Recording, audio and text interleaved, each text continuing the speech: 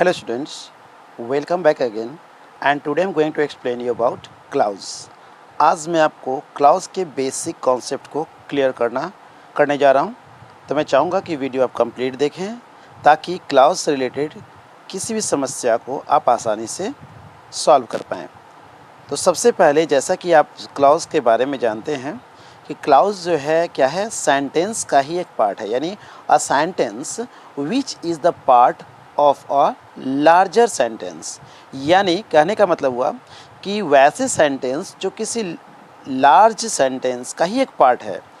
Example के तौर पे आपको बता रहा हूँ, जैसे मान लिया जाए कि क्लाउज को जानने से पहले मैं कुछ आपको क्लियर करना चाहूँगा कि यदि आप क्लाउज को बेहतर तरीके से जानना चाहते हैं तो आपको कुछ बातों को विशेष ध्यान रखना पड़ेगा। सबसे पहले नाउन क्लाउज, एडजेक्टिव क्लाउज और एडवर्ब क्लाउज।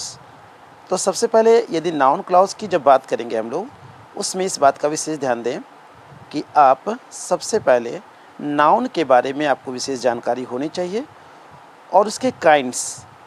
यदि आप काइंड्स अच्छे से जान रहे हो, चाहे वो नाउन हो, चाहे एडजेक्टिव हो, चाहे एडवर्ब हो, यदि उसके काइंड्स आप अच्छे से पढ़े हैं और यदि नहीं पढ़े हैं तो आप कमेंट करेंगे, आपको नेक्स्ट वीडियो में सेंड कर दिया जाएगा।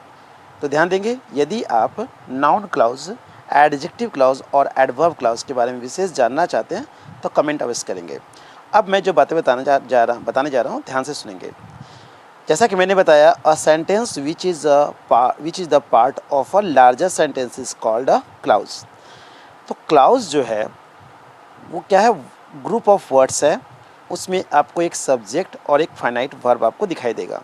यानी कहने का मतलब हुआ कि सब्जेक्ट और फाइनाइट वर्ब भी आप पहले से जानते हैं, उसके वीडियोस भी आपको सेंड किए जा चुके हैं, आप पिछले वीडियो में देख सकते हैं। अब जैसा कि आप जानते हैं कि क्लाउज जो हमारा है उसे दो पार्ट में बांटा गया है। एक का नाम है मेन क्लाउज, जिसे हम लोग प्रिंसिपल क्लाउज के नाम से भी जानते हैं, और दूसरा है सबऑर्डिनेट क्लाउज, जिसको हम लोग डिपेंडेंट क्लाउज के नाम से भी जानते हैं।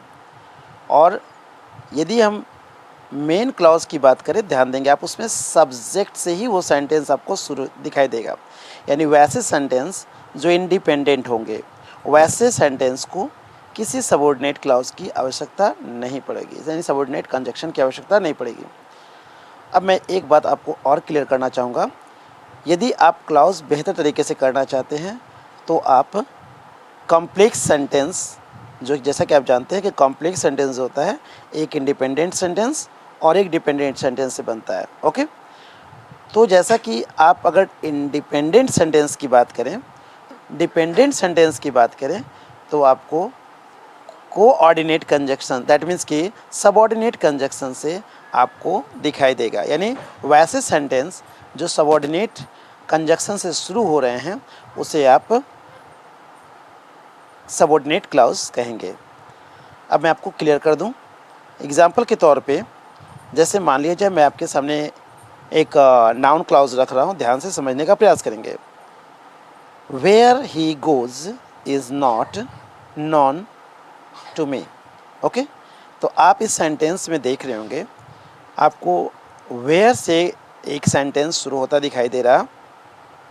ऐसे सेंटेंस जो WH वर्ड से दिखाई दे रहे हैं, और क्वेश्चन यदि किया जाए कि क्या, यानी वैसे सेंटेंस जिसमें आप क्या से क्वेश्चन करें और जो जवाब मिलेगा वही आपका कह सकते हैं सब ऑर्डिनेट क्लाउज का नाउन क्लाउज है। जैसे सब ऑर्डिनेट क्लाउज को हम तीन भाग में बांटते हैं, नाउन क्लाउज, एडजेक्टिव क्लाउज और एडवर्बियल क्लाउज। ओके, तो वेयर ही गोज जैसा कि एक नाउन की तरह काम कर रहा है। ओके, और इज जो इसमें दिख रहा है आपको वर्ब है, इसे एक्सिलरी वर्ब कहें या वर्ब कहें। ओके, तो वर्ब के पहले वेयर ही गोज जो आ रहा है एक नाउन की तरह काम कर रहा है, इसे हम नाउन क्लाउज कहेंगे। एडजेक्टिव क्लाउज, जैसा कि मैंने आपको बताया कि काइंड्स ऑफ एडजेक्टिव यदि आप ध्यान में रखते हैं तो बहुत ही आसानी से आप इसे समझ पाएंगे। तो मैं आपको एक एग्जांपल दे रहा हूँ, जैसे ही that is down needs fear no fall. इसमें आप देख रहे होंगे ही को क्वालिफाई करने के लिए आपको दैट एक वर्ड आ रहा है, ही दैट इज़ डाउन, यानी ही को क्वालिफाई करने के लिए जो ग्रुप ऑफ वर्ड्स आ रहे हैं उसे हम क्या कहेंगे, एडजेक्टिव क्लॉज। जैसा कि आप जानते हैं कि एडजेक्टिव जो है नाउन और प्रोनाउन को क्वालिफाई करता है, तो दैट इज़ नाउन जो है आपको ही को क्वालिफाई करने के लिए आ रहा है, तो इसे आप एडजेक्टिव क्लॉज कहेंगे। और यदि एक एग्जांपल और मैं लूँ एडवर्बियल क्लॉज के लिए, जैसा कि यदि काइंड्स ऑफ एडवर्ब यदि आप अच्छे से पढ़े हैं तो उसमें आप पढ़े होंगे adverb of time, adverb of manner, adverb of place etcetera. मतलब मैं आपको एक हिंट कर रहा हूँ, एग्जांपल दे रहा हूँ, और वीडियो चूँकि बहुत बड़ा ना हो इसके लिए मैं आपको समझाने का प्रयास कर रहा हूँ, ध्यान समझेंगे। जैसे मान लीजिए मैं एडवर्ब ऑफ टाइम से रिलेटेड एक सेंटेंस बना रहा हूँ, strike the iron while it is hot.